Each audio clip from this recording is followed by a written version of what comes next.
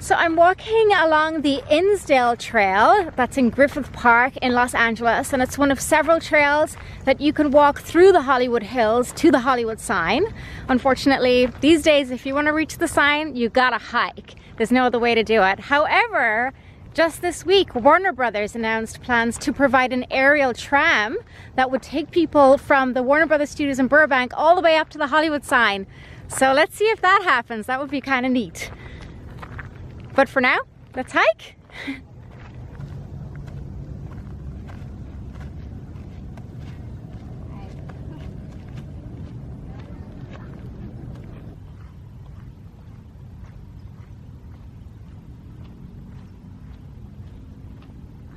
So I'm on the Innsdale Trail in Griffith Park in Los Angeles, and here in the background, overlooking Hollywood, is the iconic Hollywood sign.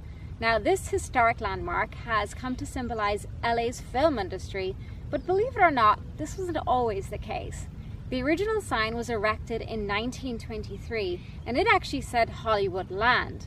This was the name of a new housing development that a real estate agent was using the sign to advertise. So the sign was basically just a great big advertisement. It was supposed to stay standing for 18 months or so, but residents fell in love with it, and so it remained.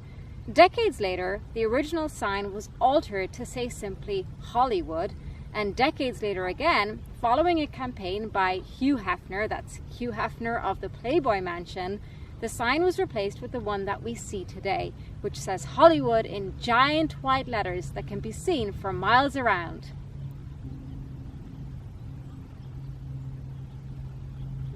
No hiking allowed to the Hollywood sign?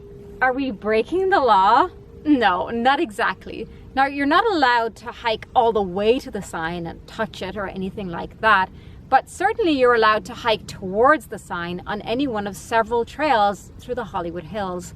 Now, access has become more restricted over the years, with residents campaigning to close certain trails and restrict parking, but with enough perseverance, you can still get close enough to that sign to take the perfect Hollywood selfie. And hey, let's face it, that's what it's all about, right?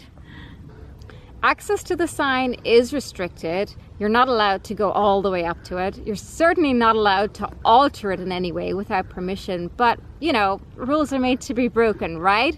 That's certainly true here in Los Angeles.